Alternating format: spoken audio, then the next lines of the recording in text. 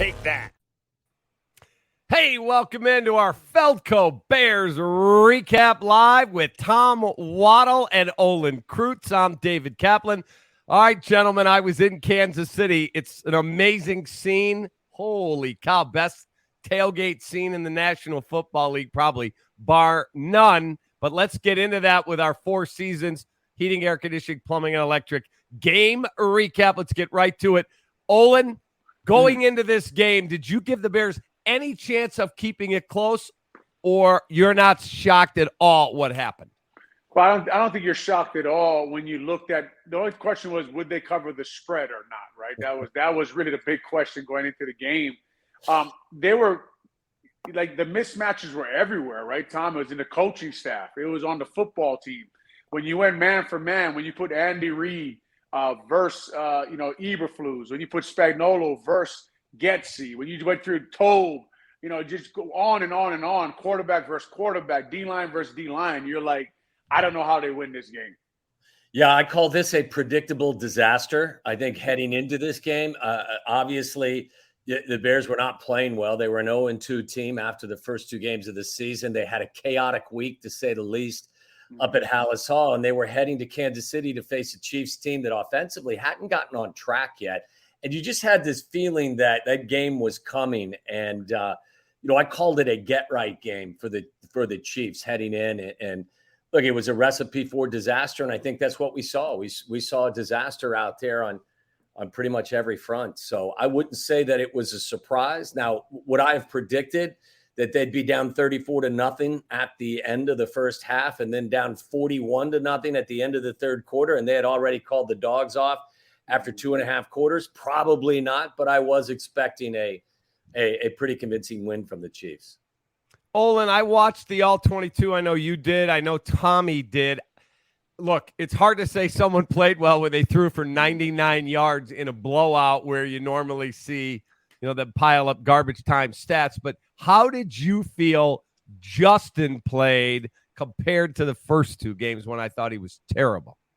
Not good. Not good. He's not playing very good football right now, right? And I've heard we talked about earlier last week on this podcast, like when I watch offensive linemen, I'm an offensive lineman apologist. By that, I mean, I can find a reason for why an O-lineman missed a block. And a lot of times when you get these quarterbacks to review the film, they can find all kind of reasons why Justin Fields is playing bad. The biggest problem for me, guys, is that he is not a multiplier. He's not making his teammates better. I was worried, guys, on what people are calling a really good play. Remember that first play, he checked the max protection nickel. 7-man protection, he moved Cole Kmet in. I was worried on that play because I'll tell you right now, he's not supposed to roll out there. And when you roll out there, you cause a holding by your tight end, which your tight end is holding because he expects you in the pocket. If you make your tight end hold in the end zone, that is a safety. And I was like, he is not supposed to roll out right here. Now, why Luke Getsy didn't run sprint, why he kept him in the pocket, that's a whole nother conversation. But from that moment, which is what a lot of guys are pointing to as he's played good football, from that moment I said he's not seeing the field. Yeah, I think that's been a struggle for him all season long. I actually thought there were more difficult moments in week 1 and week 2. I thought, at least in the first half of this game, I thought that while Justin isn't their biggest problem, as Olin said, I don't think he's providing enough solutions. And the interception is again one of those plays where I don't know what he's looking at. You have a stick route from your tight end that is wide open if you want to hit that. If you want to go with the in route that Claypool is running, just lead him. You just have to hit him in the second window. You go first window, second window, third window, and depending on how the defense is dropping, you decide which window you're going to try to throw the ball into. So I think every time he sees the middle of the field and there's a little bit of clutter, it confuses him, or he's just not really comfortable with what to do with the football. So I thought that play was obviously the low light of the first half. But I look at the film and I got to be honest, guys aren't winning one-on-one routes. Nobody's open. I give the Chiefs defense a lot of credit. I don't know how you felt, Olin. I thought this is probably Spag's best defensive crew he's had in a long time. A lot of speed, a lot of athleticism, a lot of playmakers over there. I was down on the fact that once you find yourself in a scenario where your guys are too sticky, whether it's Kmet or it's Claypool, DJ Moore really didn't have one of those days where he distinguished himself as well. But if you find yourself in, whether it's two-man, man underneath with guys over the top, or you find yourself in just cover one straight man, and you're not winning individual routes, the coordinator then has to decide, look, I've got to make an adjustment. If you guys can't get open on your own, take it from me, from example. Like, I needed help. Like, if I had guys, I would break the huddle. And if I saw zone defense, I was happy as shit because I knew I'd find a zone out there and I'd find a hole and I'd find a way to make a play. If I came out of the huddle and someone was up in my grill and playing man with bump and run, I was depressed from the moment that I broke the huddle to the time we snapped the ball. I think if you find yourself in a situation where your receivers are struggling to beat one-on-one coverage, you got to help them, bunch them, pick, rub, do whatever you have to do, run some combo routes. Look at what the Chiefs do. Like and I get it. They're the world champs and Patrick Mahomes is the best on the planet, but their game plan is adjusted to kind of what they're seeing from the defense. And I thought that the Bears didn't make any adjustments with their game plan, especially when our guys weren't winning any of those one-on-one battles. So I thought as the game evolved in the second half and they were chasing, there were some things that you could be, nitpick with. But I thought that this was one of those team, everyone shares everyone shares the blame on this one. Olin, Tommy and I we were together last night. We were both talking. I'm not saying DJ Moore isn't trying. I'm not saying that. It just looks to me like he's so frustrated that he's not playing top speed, like all out. Justin makes a good throw. He drops. It just doesn't look like he's all there mentally because he's beaten down already. Is that a fair statement? Well, like he doesn't expect the ball, right? He doesn't expect the ball to be put where it was put. And like you're saying, that was a very good throw. But here's something I thought about when I was watching the film, to Tom's point. I wonder what you guys think about this. I was watching the Dolphins, obviously, versus Denver on their 70-point performance. And I was thinking the same thing, man. Like, they're hiding Tyreek Hill and they're moving all around. They got motions and it looks amazing. And I thought about, okay, when Chris Jones beat Darnell Wright for the sack, like, why wouldn't you have help there? And they move Chris Jones all over the place. So you have to guess where he is. The quarterback has to handle all of that. Yeah. You see what I'm saying? He has to motion those guys when it's time to motion. He has to arrange all of these things for it to actually happen. When Chris Jones moves, and Chris Jones is running on Darnell Wright because they did slide line left, he was playing over Cody Whitehair early in the game. So Getsy's on the sideline trying to guess where he is, right? So now he's out there at left end over Darnell Wright. Guess who has to recognize that and move the protection? Quarterback. Fields, right? But Getsy takes the blame for it because why didn't you help Darnell Wright? Now, I'm asking myself, gosh, why wouldn't they have all these motions? Why wouldn't they move DJ Moore around? Why wouldn't they hide him and motion him right? Because guess who has to handle that? The quarterback. Fields. That's my question to you guys. Do you think they don't have all that because of what Justin said last week? Yeah, it's a great question, Olin, and this is why it's so cool to get the insight from different spots. Like, because I would never know all of what you just said about the quarterback's responsibility for making sure certain guys are protected. And so I can look at the field and I look at it from, a down the field look, and you look at it from a line of scrimmage. And I can say, look, I don't think Justin played really poorly at all, especially in the first half because nobody was open. It wasn't a situation where he was patting the ball for 5 seconds and just holding it, wouldn't get it out. I looked and saw down the field and receivers aren't winning one-on-ones. But like you said, it's also the responsibility of the quarterback to make sure that what's going on up front is the right thing.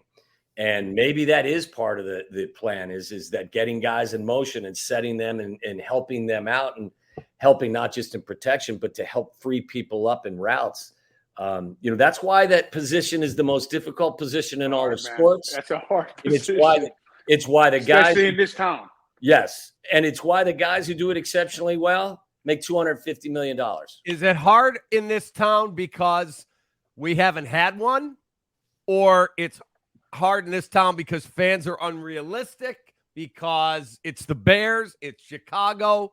Why is it so hard in this town and that freaking little suburb up in Wisconsin? They might have gotten a third one. Now, I'm not saying he'll be Favre or Rodgers, but freaking Jordan Love looks like he belongs. Yeah, now we're talking almost psychology, right? Because it's like, okay, like when I played here for 13 years, right? You walk on the field, Dan Pompei is standing there. Guess what? Hall of Fame. Tom Waddle's on air. Right? ESPN is huge in Chicago, right? Doug Buffone is screaming after games. Brad Biggs. I mean, these are like national names, national guys. I show up to New Orleans. They're serving beer on the fence. There's one reporter there, right? Like, no one even knows what you're doing half the time, right? Here, like, if you get beat in one-on-one pass rush, guys, there's 9 guys reporting on it. It's all over Twitter. You guys know better than I do. All the national guys cover the Bears. Why? Because you get likes. Yeah. The Bears fans love the Bears, and you are under a microscope, and especially the quarterback position, and people are hard on you, and people are hard on the Chicago Bears, but that's why it's worth playing here. That's why you want to tell this quarterback, Justin, man, just keep getting better, gets it. Give him what – you don't have to do it all the time, but, like, why not give him inside zone read for a whole game? I mean, get him going. And even if he gets going in 3 weeks, we got to get his confidence back somehow. I mean, the guy on the podium looks like a shell of himself. Yeah. Okay. Yeah, there's no doubt. I think when it comes to the quarterback issue, I don't think there's any real easy answer. As Olin says, I mean, it's tough. There's a lot of scrutiny. There are a lot of cameras. There's a lot of people watching. There's a lot of criticism. There's a lot of critiquing. But I think that in all professional sports, regardless of the sport, there's 2 elements that are really important. There's identifying talent and there's developing talent.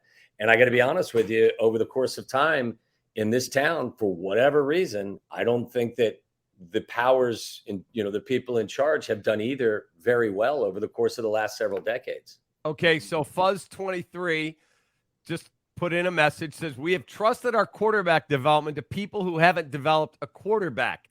Well, Patrick, now again, Lord knows I was hard on Matt Nagy. I mean, Lord knows. But Patrick Mahomes would say to you, that dude's my guy. That's the guy that helped me develop. Now, he's Patrick Mahomes. He's a great football player. So do we just hire incompetent people, or we draft the wrong guy? Obviously, with Mitch, we did. Like, why is it that we can't get it right ever? Look, I would say first and foremost, I think if you're pointing the finger solely at the people developing talent, I don't think you're acknowledging some of the deficiencies that this quarterback and the previous quarterback and the quarterback before that had. I think it's part of it for sure. I think development is crucial. You have to put guys in position to take advantage of what they do well. But at the end of the day, this isn't high school football. In high school football, you may be able to cut the field in half and roll out and do stuff like that for an entire 3 hours. But at the end of the day, in the NFL, defenses get wise to that. And it's really hard to get to top of the mountain when you are really limiting what you're doing. Now, it's a sugar high. It's a good fix for a short period of time to get your quarterback some confidence. And then you go back and reinstall a broader game plan. But if you're not acknowledging the deficiencies of a quarterback in a really basic scenario at times, then I think your head is in the sand for sure. Again, I agree with Olin. I think you have to focus, especially at this moment, you have to focus on trying to get his mind right and get him some confidence. But at the same time, like I keep hearing it, and maybe I hate to be repetitive, and I'm sure I said it last week, but I'm going to go back to doing what I did last year.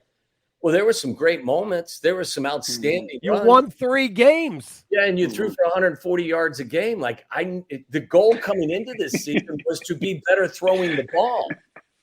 So like you got to add on. You got to take what you did well and then add to it. Olin? Yeah, and like Tom knows, man, like in the NFL, we talked about this before, but they're going to take away what you're good at. Like, I don't care who you are. I don't care how good you think you are. Like they will take away what you're good at. And if you can't turn the film on, adjust and get better and work on your weaknesses and admit to them and say, I got to get a little better here, then you are in trouble, man. And as far as this, like the quarterbacks, developing the quarterbacks, that's why I was saying going into this year, like, how can you stick this quarterback behind what you have right now? Like, how can you evaluate Justin Fields? Darnell Wright, I see why they took him. Like, I know why you took him, but he is 3 years away. He is 3 years away from being dominant. Like, how are you going to put this O-line out there? Tevin Jenkins never stayed healthy the whole year. Braxton Jones can be all right, but he's two years away from being a dominant football player. You don't have really DJ Moore is good, but is he Tyreek Hill? Right? That's why we were saying, Cap, when we worked on a show together, what's the first guy I said I would sign? Teron Armstead. Yep. I signed Teron Armstead, put him at left tackle, and shut the lights. Oh, only let's play every game. Give me 10 or 12, big guy. Give me 10 or 12, and I got the top 3 left tackle in the NFL. They have not fixed around Justin Fields. Justin Fields has not taken a step, and now you're watching, as Tom said so eloquently, a disaster. So when you look at that game, I'm in Kansas City, and I'm used to, take that and having fun with it.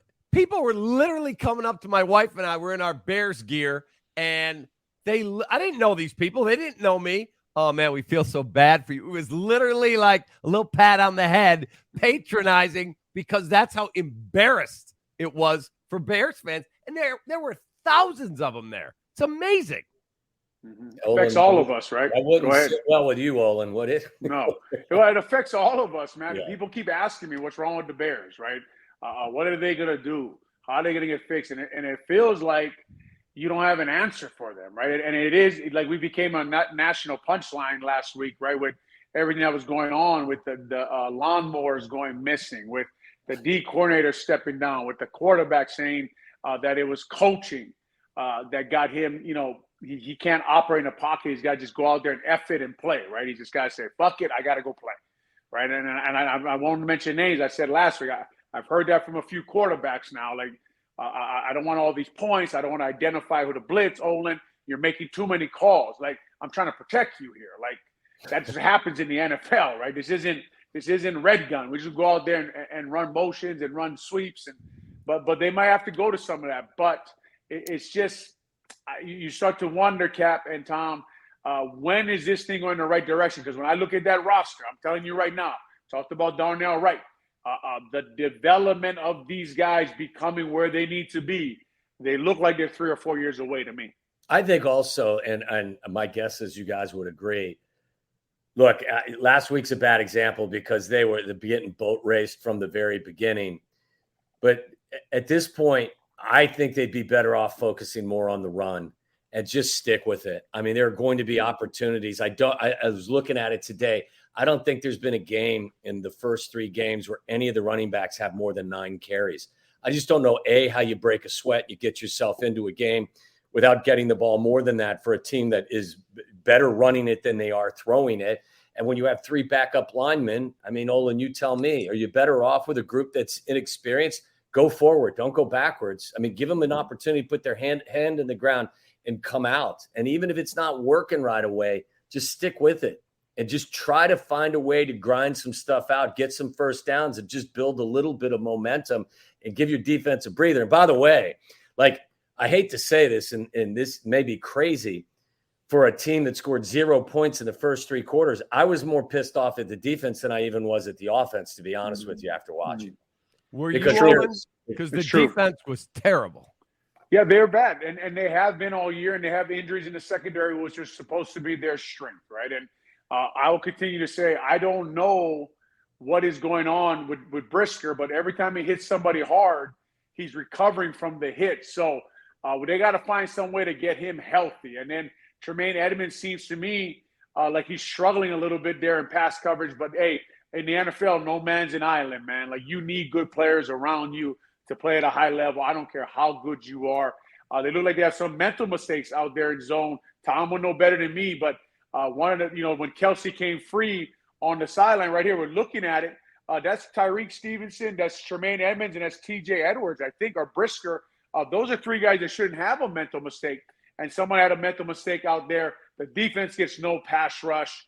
They had to play a light box, obviously, against Mahomes. You can't stack and blitz him or he'll just kill you all day long. So they had no answers going into that game. Obviously, they just didn't match up talent-wise. I think also real quick, Cap, I think the goal is at times you have to make people uncomfortable because it's what got me off my game most, as I told you earlier. You have to make people uncomfortable. And if you can't get the quarterback off his spot, you can't make him uncomfortable. Make the receivers uncomfortable. Get a hand on him. Don't give them all these free releases. At least make them work a little harder than you're making them work right now. And there's no aggression. And if I'm Matt Eberflus right now, there is a storm brewing, and there's already talk, serious talk about, he's not going to be able to hang on to his job. He's now calling the defensive plays. I understand that he is, he's a cover 2, Tampa 2 guy, but I'd go down swinging. I'd be much more aggressive. I'd be asking all of my guys, all 11 defenders, to be more aggressive in what they're doing. So I'm sitting at the game with my wife, and my wife doesn't really know much football. We had one son that played in college, but she really doesn't know it. And she's talking to me and the people we're with, and she said, could somebody cover 87? Because I know he's getting the ball on this play. And right over the middle, wide ass open. On the sideline, we saw that. Look at this one. Wide ass open. And then when it became obvious that Taylor Swift was in the stadium, my wife literally said, bet Travis Kelce to score a touchdown. There is no way with her in the building that he's not going to get every chance to score. And of course, Patrick Mahomes says, oh yeah, I had a lot of pressure on me. I had to get him a touchdown. Like, oh my God. I mean, we were the laughing stock there, Olin. Yeah, we were. And we talked about that, right? And the funny thing about Travis Kelce being open is they were in zone. Like, they weren't, man. They weren't bringing pressure. I don't know how he got dropped in the zone like that. And look, like you guys know, I have 4 daughters, so I heard about 1 million times that Taylor Swift was in the stadium. And I said, guys, I know. Like, I see her up there in the box. They're showing her every 5 seconds. And it's just, again, man, like right now at Hallis Hall, when it rains, it pours. And to me, guys, like you have to make the point if you're there. Like a day that happened to an organization that happened Monday, you can't call that a fluke. To me, it's like when the Bears played bad and they said they had no energy and no focus. Well, that starts like 2 weeks before that game, right? When everything comes together like that on one day and a building is in chaos, that's going on for 5 or 6 months behind the scenes, right? No one's running that place, right? And no one's paying attention, and no one's setting a standard, and there's no leadership. And that's how a building like that falls apart like that one day. And if they think all this stuff, like a quarterback not getting developed, not having an offensive line for years, having to fire your defensive coordinator, your quarterback talking about your offensive coordinator. If you think that all happens just all of a sudden, that has nothing to do with you in that building, you're completely wrong.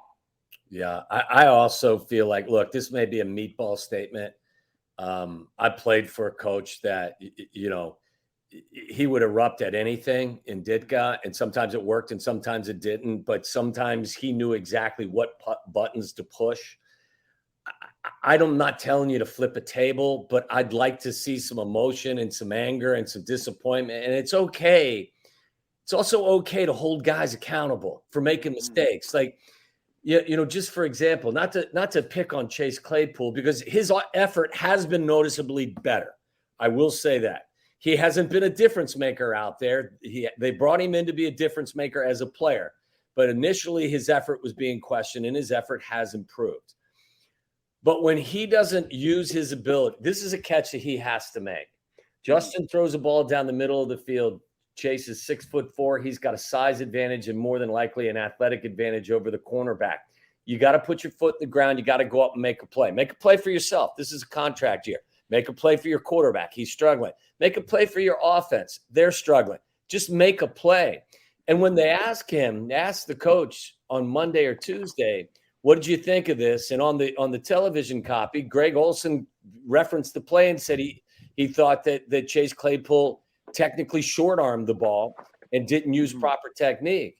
And when that was brought to Coach Eberflus's attention, he said, well, I wouldn't go there. I would just say he needs to high point the football. What the F is the difference? Mm-hmm. Just say, Chase has got to use his size and his athletic ability to go up and make a play, and that's a play that he has to make. And whether you want to call it short arming or going up to high point it, that's why we traded the 32nd pick in the draft to bring him in to make those types of plays. And I don't think it's throwing your player under the bus. It's holding your player accountable. Because at the end of the day, you know what everyone in Kansas City is saying? That cornerback made a really good play. No. What we should be saying in Chicago is Chase made a really good play. That's what he's here for. But instead, our coach at the end of the day talking about that play, wants to find a way to talk about it, smooth it out, possibly so he's not offending the player. And I'm like, just be honest. He's a goddamn, adult. Just say that's a play that has to be made.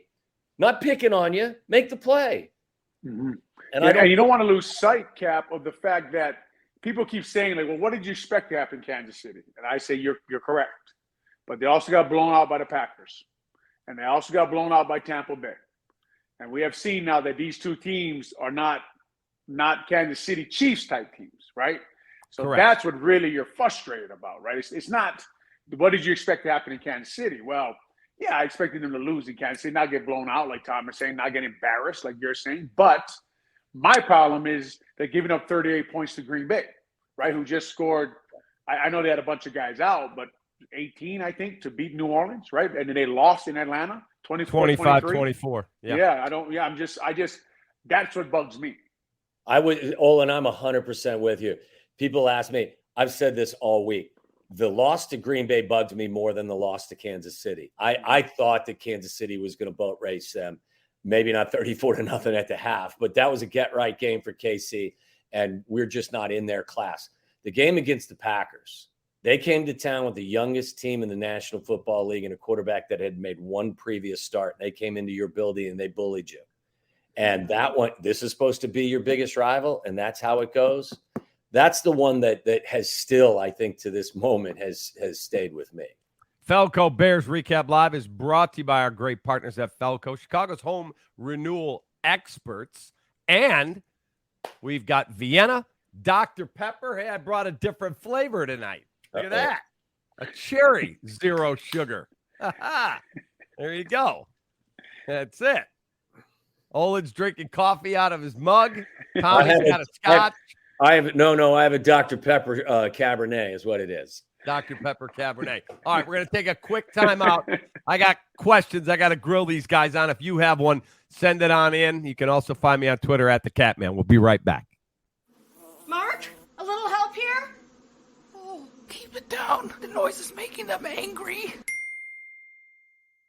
Whoa. Hey, I'm not a beekeeper, but I can replace these windows fast. Feldco will be here for your home renewal needs. Right now, buy one window and you'll get one free, plus no interest until 2025. And we'll get it done Feldco fast. Buy one window, get one free, and soon. Hurry.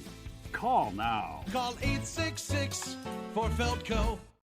Feldco Bears Recap Live is brought to you by Feldco, Chicago's home renewal experts. Call 866-4-FELDCO. 4 Seasons Heating, Air Conditioning, Plumbing, and Electric. For all the right reasons, 4 Seasons. Vienna Beef. Go to viennabeef.com and use code CAP23. That's KAP23 at checkout for 15% off your order today. And Dr. Pepper. Grab an ice-cold, refreshing Dr. Pepper today at a McDonald's near you. All right, time for our Dr. Pepper play of the game. It is the Travis Kelce touchdown that made me a little bit of money. Thank you to my wife.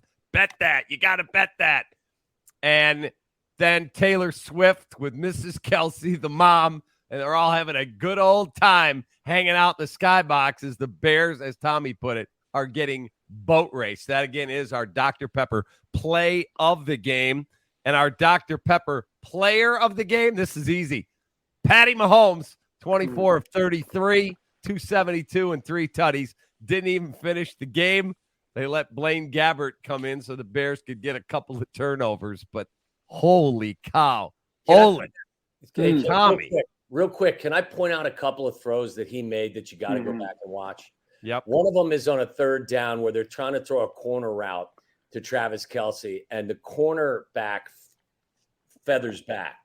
So instead of running the corner, running to coverage, he sits down. He settles it. And before he settles down, Mahomes is already throwing the ball because Mahomes is reading and knows that Kelce isn't going to run that corner route into a corner. He's going to sit it in this spot because you usually run the play against the cover too. And those guys are so smart and so on the same page. They make that play work. And I guarantee it's not drawn up that way. And then the other throw was probably maybe the greatest throw I've seen in the last decade when he's escaping and his body is in that strange He's contorted, and he throws the deep ball down the sideline and drops it in the bucket to their other tight end, who taps his feet and gets. I'm not sure I've seen a better throw than that in the last 10 years. That kid is such a special player. It's crazy. Yeah, and to Tom's point, from the line of scrimmage perspective, Cap, I was wondering, because I'm always watching a quarterback like that handle the pre-snap information for everybody. And he's arranging all the protections. And if you notice in the game, I was wondering, he was calling odd and even. And when he called odd, the line would slide left. And when he called even, the line would slide right. So he was actually calling the protections at the line of scrimmage from the look he had from the Chicago, from whatever the Bears was giving him. And he was protecting himself. One time, the Bears brought a blitz. There was no panic. They picked it up. So simple and easy, man. It was crazy to watch. It reminded me when I went to New Orleans, and they always have, like, 22 means you're going right, Cap? And I know Tom knows this, but you're going to the right. We're going to protect to the right. Obviously, we're not very smart. So even right, odd left. He was saying, they told me only, we call this paint 22. So for Drew, I'd never run this. It was my 14th year in NFL. I never even heard anything like this. They said paint 22. I said, what the hell does that mean? He said, that means he can paint anybody he wants. Right? So I said, okay. So I'm looking to my right on 22. He's calling. We're in Green Bay. We opened here in Green Bay 2011, I think it was. We started the season in Green Bay. He's calling a number. I cannot see the guy to my right. I'm so confused. I think it was Carl Nix or Bushrod told me, Olin, and he pointed to the left. He called the cornerback to the left. The guy came. Like, it was amazing to me, man. This guy was in total control. And that's what Mahomes reminded me of.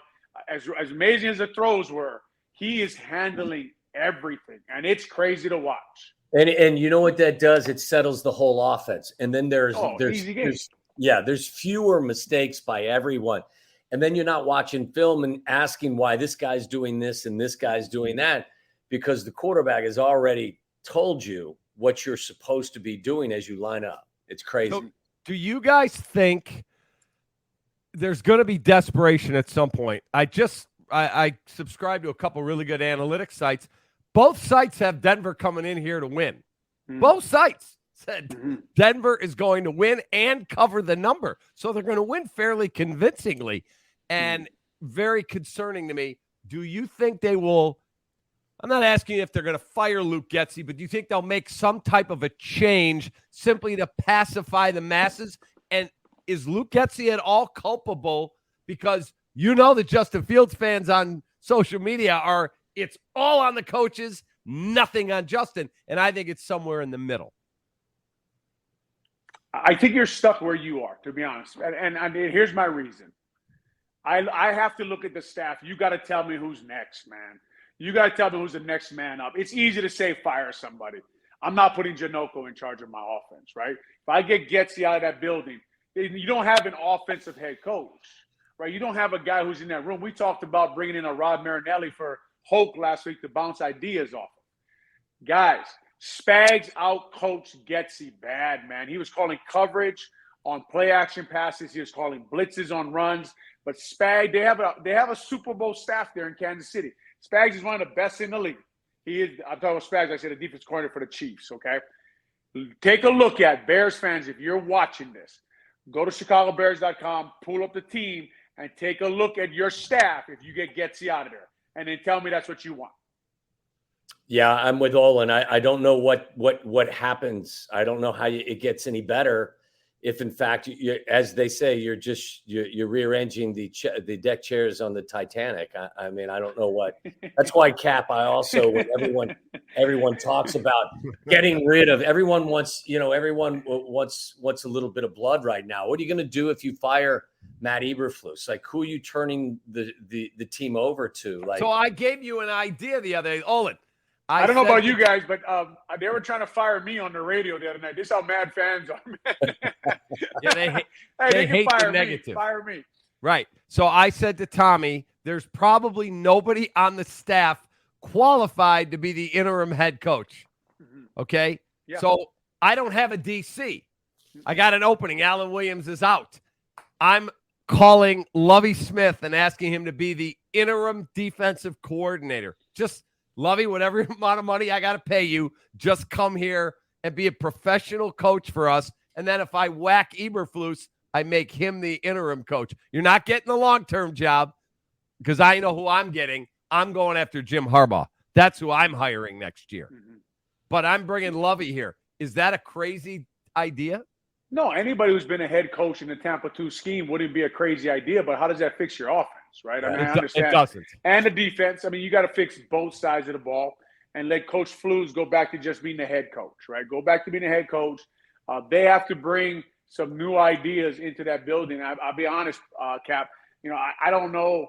On the office side, we talked about Greg Roman. I was wondering if Urban Meyer's busy. Get somebody in the building for these college-type concepts because you're going to need them to get this kid's confidence back. Because, man, I know what Justin Fields was saying as Tom's point, like, you can't go back to last year. You weren't playing good football. And here's the problem. To Tom's point again, no one told him that, right? No one told him that last year wasn't good. They all believed that they had a good year last year, that they were about to explode, but no one turned the film on. And like I turned the film on, I'm like, with the guys they had, I looked at their roster. I'm like, are they kidding? Like, well, what step do they expect to take this year? Right. Yeah. I look, Cap. First of all, why would Lovie want to come into this mess? Because he got run out of town, and he knows the building better than anybody, Cap. He ain't coming back. Right. And at 10-6, Lovie goes, "Oh, you guys want me back now, huh?" I guess I wasn't so bad. They had 44 takeaways when they fired Lovie. That's amazing. Amazing. Well, listen, and Lovie would struggle with some of the same things that the coaches, defensive coaches, are struggling with right now up there. There aren't any playmakers. There aren't guys that can make a difference, especially at the line of scrimmage. Okay, so answer. Lovie would say, "Big guy, you got no pass rushers." So answer me this. How culpable is Ryan Poles in this whole thing? All of them. Throw them all in a bag, right? Because the offensive line and defensive line, he brought in guys that, like Dexter. I kept wondering about this Dexter. This Dexter thing drives me nuts. The whole defensive line drives me nuts. I'll tell you why. They have 5 nose guards. Besides Yannick Ngakoue, right? They have 5 nose guards out there for this kind of defense, right? But I was like, okay, I got to look at Chris Jones. I think he was drafted in 2016 out of Mississippi State. They said about the same things they're saying about Dexter. So I'm thinking maybe he'll develop. I haven't found any Chris Jones film yet. I'd love to see him as a rookie, because I want to try to compare the two and see what Poles saw. I don't know. Maybe that's what he saw. But, again, how are you going to evaluate Justin Fields when this is the team you surrounded him with? Yeah, and look, we may come to the conclusion that even with a better supporting cast, he still may not be your guy. But you're right; it's not fair. That's what I said at the end of last year. I think on both sides, anybody who thought he was an MVP candidate because of what he did that was so brilliant running with the football, I thought that was a bridge too far. And anybody that wanted to run him out of town because they had the worst passing attack in the league, look, you can't evaluate him when he doesn't have anyone in the offensive huddle really to work with him. So that's why I was adamant about you got to let this entire season play out. I don't know. I don't know what they're going to do. I like Ryan's overall approach. I didn't think that this was a team that needed to have Band-Aids applied to it last season. I thought it was necessary to tear him completely down. But the rebuild, you have to ask, it's fair. Are you bringing in the right guys? You drafted Velus Jones 2 years ago. You had him active on Sunday against Kansas City. He's back there, not returning kickoffs and had 0 offensive snaps. They traded the 32nd pick of the draft for Chase Claypool. Nate Davis, I know he's had some issues that he's had to take care of, but at this point, you haven't gotten any return on that investment. So look, it's early and there's still a lot of young guys. And I think it's way too early to come to any long-term conclusion, but everyone's, when you're this bad and it's a dumpster fire the way it is, I think everyone's going to be put under the microscope. So, Olin, what is the most important position on the offensive line other than left tackle for a right-handed throwing quarterback? Is it center? I will always argue. Well, it depends on the quarterback, right? Okay, but, for but Justin. It's a center who can organize everything if the quarterback can't. Okay. It's so it's how like your does center. Ryan You're almost. Poles- Go ahead. I'm sorry. How does Go ahead. Ryan Poles, an offensive line guy, how does he not address the center position and think Cody Whitehair can go play it? He failed with two different regimes. Lucas Patrick can't play the position well enough. How does he not address that? Spoiled, right? I mean, I just think he got so used to good quarterbacks there in Kansas City that he thought he could develop them. I mean, that's the only thing I can think about, right? Because as we talked about earlier, he let the top two centers in each draft go, and he took cornerbacks, right? And just decided to let that position go to Lucas Patrick. And, you know, I give Lucas a little bit of credit. He was playing like a prick last week, and I love that. And he was getting after guys, pushing. He had Chris Jones punch him in the face. The ref didn't throw the flag for whatever reason, but he was trying to get after it. He did play a little better football last week, I thought. But like I said, man, I don't know if it's as important as a position is. Now, if you get one of these premier left tackles, I'm going to be honest with you. Those guys are like quarterbacks. You don't find them all over the place, right? You don't. There's not a lot of premier left tackles out there in the world. These guys are born. Anybody who tells you they made them, they're lying to you. These guys are born 6'7", 330, and they're athletes. So when you find one of those guys, you keep them, you pay them a ton of money. Trent Williams, whatever happened in Washington, and he ends up in San Francisco. Look, like Kyle Shanahan, we'll all agree, really good play caller, right? Yeah, he's got Trent Williams. He's got the running back. He's got Deebo Samuel. I mean, when you have three of the best, you have the tight end, Kittle. You have four of the best in the world at either position. I like a chance to call plays, to be honest with you. I'll call plays over there. You know, it's such a great point that Olin makes that when you ask that question, Cap, it's so dependent on the quarterback. Like, and knowing what Olin talked about earlier and watching what was transpiring in the Kansas City game, you have to come to the conclusion that they would have been better off had they addressed the center position through the draft with one of the guys that was one of the higher rated picks. Yeah, John Michael Schmitz from Minnesota, who they're raving about in New York. Think about it. Like, I don't know who it is now. I think it's a newer guy, isn't it? Olin, that's playing center at Kansas City. And not only do you not only do you have a quarterback that can do it all by himself, you also got a center that if he had to, he could probably do it all by himself as well. So you're right. Depending on what your quarterback is capable of doing and what you're willing to put on his shoulders in terms of responsibility, I think that I've always felt too that, and maybe I'm wrong, I always felt, especially young quarterbacks that did have a little bit of confidence issues, that the pressure that comes from in front of their face bothers them much more than the pressure that comes from the edge. I just always felt that probably was something that you wanted to secure the pocket from the interior more with him than maybe even on the edges. But look, they get their hands full right now. Yeah, I'd like to know last week what those open formation zone reads average and why they didn't run them. Yeah. Right. I'd like to know what the average was on that and why didn't we build a whole game plan off of just that one play, right? And make them stop it. Make them stop that play. Give them an RPO, give them a throw, give them a play action pass off of that. It just seemed like we'd run one of those, it'd be in 2nd and 3, and then we're running I formation play action, which we haven't run out of I formation yet. So I just was a little confused last week. I thought Getsy did have a bad week. I thought he's had a couple of bad weeks in a row here. But like Justin Fields, here is a young coordinator who all of a sudden put everything he was on film last year. So these coordinators now have everything they need on you. And they know all your tendencies, okay, 2nd and 8, because like Tom knows, passing the ball is like running the ball, right? It's all concepts, right? So you always run the same concept no matter what formation you're on. If Getsy keeps going back to these same concepts, you're going to get outguessed. So he has to get better, and Justin Fields, and I know this isn't a popular opinion, but they have to do it together. It's funny, too, because there are several plays, and I think you highlighted them, too, Olin, where because Justin is such a threat, the guy on the end of the line is staying home. It's creating creases. So keep running the ball. Keep putting it in the belly, whether it's Roshan Johnson or it's Khalil Herbert. Keep doing it until somebody stops it. But teams now are giving you that alley because they've shown so much respect for Justin, and guys just aren't crashing down.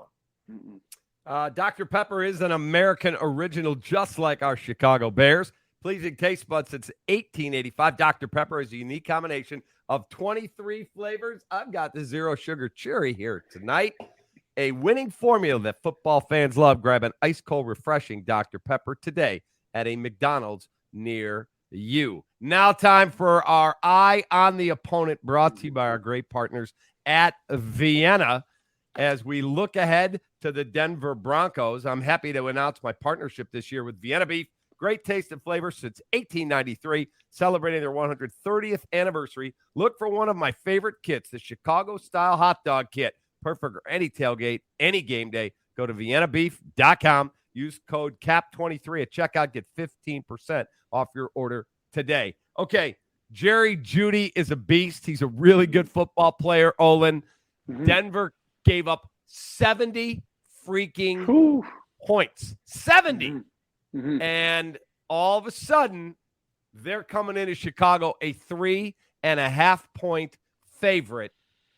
That is the ultimate sign of disrespect, guys. Sean Payton's got to have his guys foaming at the mouth, right? You played for him. I did. Sean's a great coach, man. I have the utmost respect for him.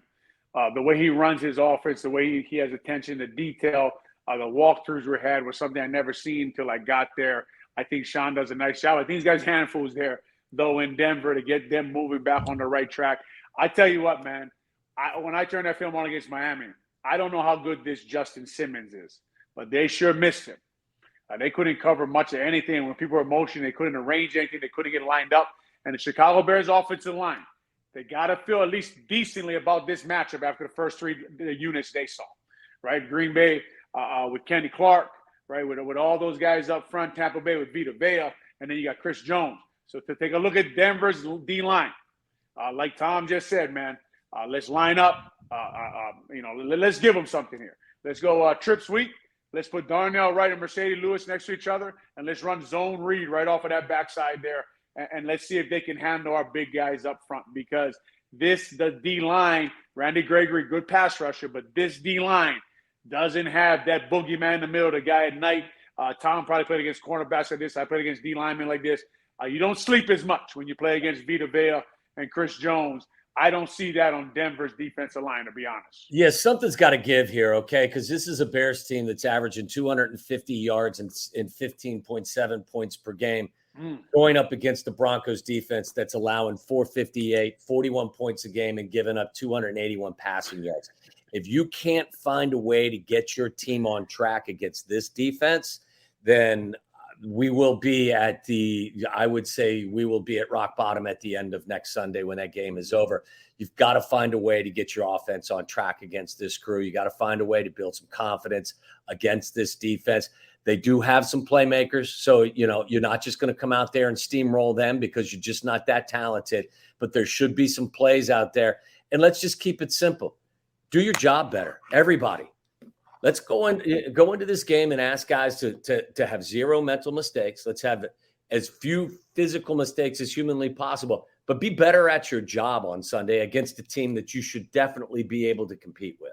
So where do the Bears, have an advantage? You mentioned, Olin, there's no boogeyman in the middle of their defensive line for Denver. Is there an area that you think – Who's kicking? Who's the kicker for the Broncos? Yeah. Cairo Santos. Right. I mean, my first thought would be Cairo Santos, because we were talking about this today, talking about people. Can you imagine anyone pointing a finger at anyone? I said, there's only one SOB in that building that should point a finger at anyone. That's the kicker, because he's perfect so far. And I don't think the kicker should be pointing a finger at anybody. Cap, I was going to ask you to talk about the Bears the rest of the year for time and a half, to be honest, because I'm trying to find an advantage for them. I would just say this. They do match up better against this football team. Now, look, I just talked about the Chicago Bears, looking at the Broncos defense, and maybe taking a little bit of an exhale and said, okay, we match up a little better this week. Well, the Broncos offensive line and their whole offense is looking at the Bears defense, and they match up pretty well, especially with the injuries the Bears have in the secondary. The Broncos offense, I'm sure Sean Payton is saying, we're going to go there. We're going to establish the run. We're going to get our play action pass going. Like you mentioned, Cap, I was in Sean Payton's office for half a year. And if he can set his play action game up, you're in trouble. You're in trouble because he's got a nice play action package. They got Jerry Jeudy. They got Cortland Sutton. They got the kid they drafted this year to also Mims. They are talented on that side of the ball. But the matchup is better. I wouldn't say they're better anywhere than these guys, to be honest. I think also you look at the situation, you say, okay, this team got beat 70-20, and this team over here got beat 41-10. Which team do you have based on the coach and the quarterback?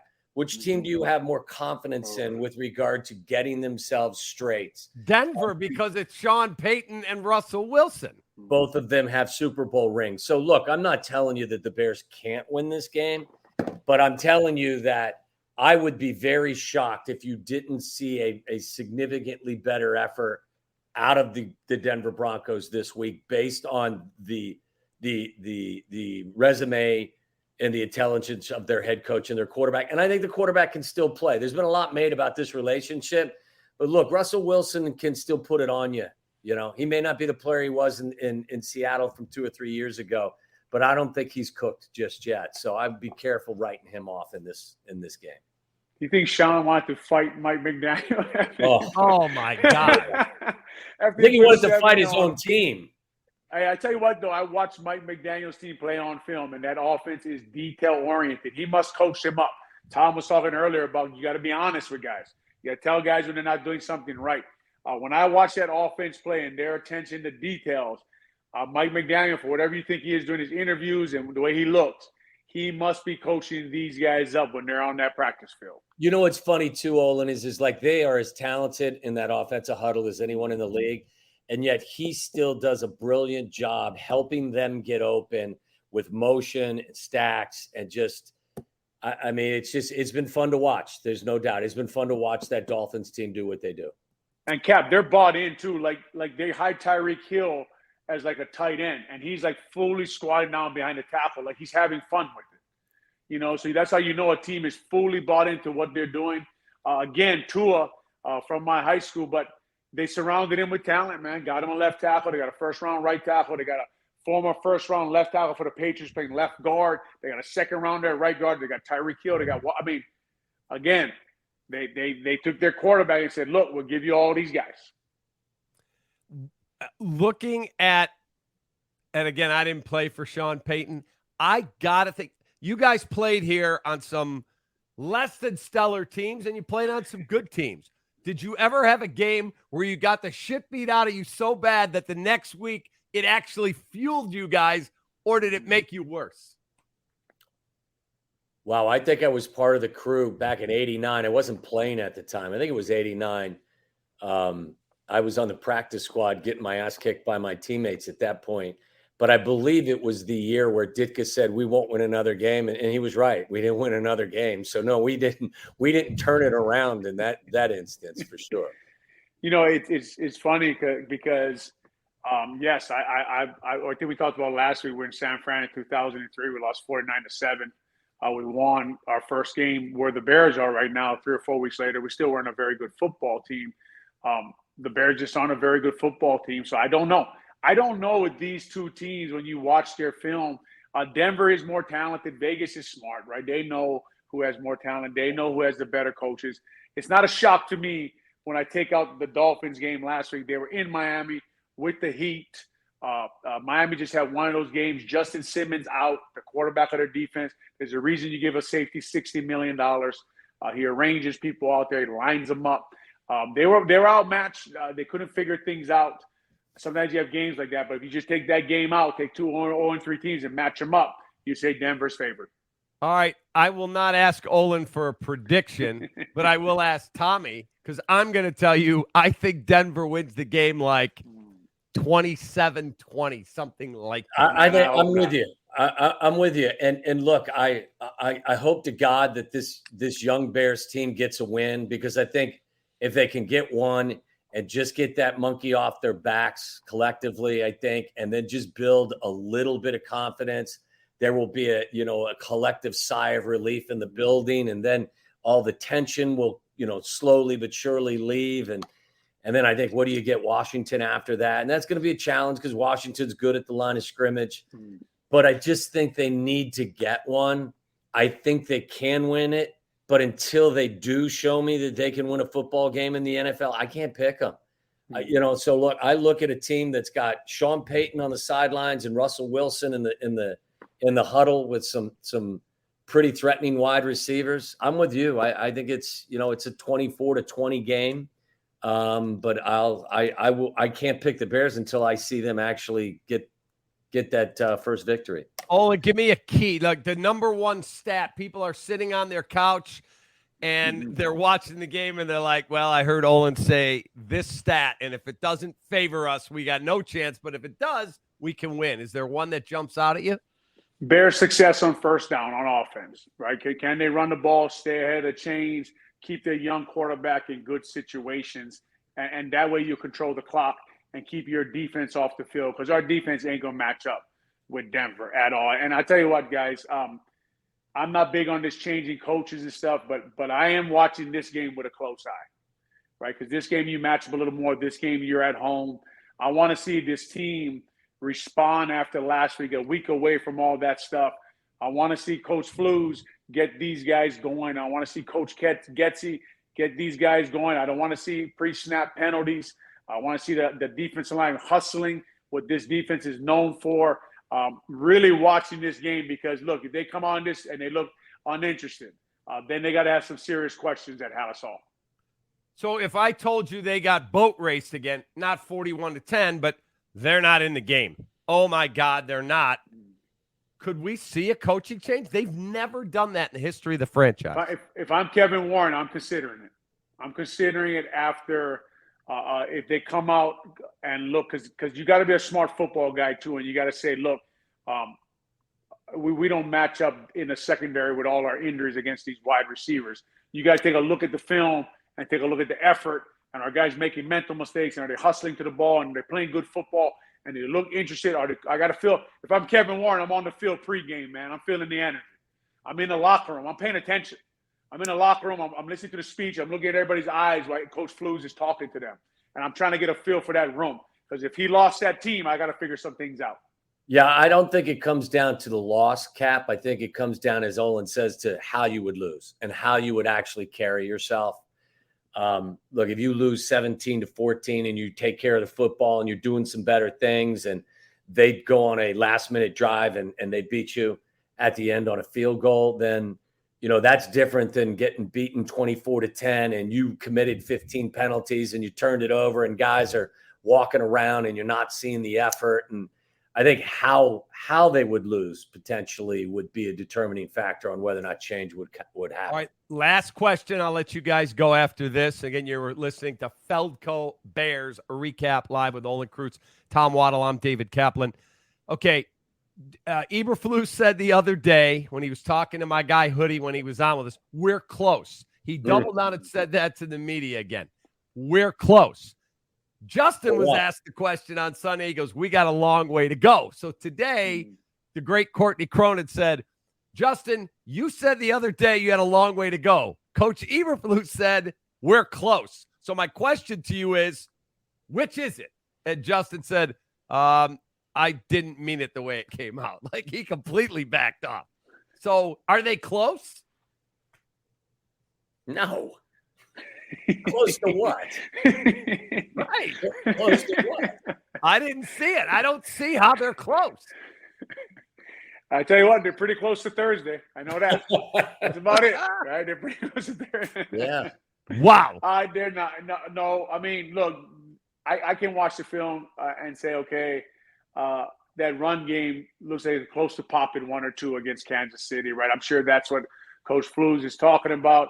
He can't think his pass rush is close. So I don't know. Jalen Johnson played a couple good balls last week. He was tough in the first quarter. He didn't even practice today. Yeah, I know. And then that that's just information I don't need right now in my life. You know what I mean? Oh boy. I don't need that kind of bad information about the Bears right now. I don't think they're close. I mean, look, until I'm proven, proven differently, I don't think they're close. I think there's too much of a gap in talent with the other teams in the league right now. I don't see a team that's playing with any confidence. Right now, I don't think they're close to anything. Guys, have a great rest of your week. Again, we're back on Tuesday, our regular Tuesday time next week from 8 to 9, and we'll review Bears, Broncos, get you set for a quick turnaround, I think, with Thursday night football, so with Washington. Have a great week. Olin, Tommy, appreciate you guys greatly. Be well. Thank you, guys. Thank you to everybody for watching. Thank you, Feldco, Bears Recap Live. Thank you, Dr. Pepper. 4 seasons, for all the right reasons, 4 seasons. And VienaBeef.com. For Olin and for Tommy, I'm Cap. Take that.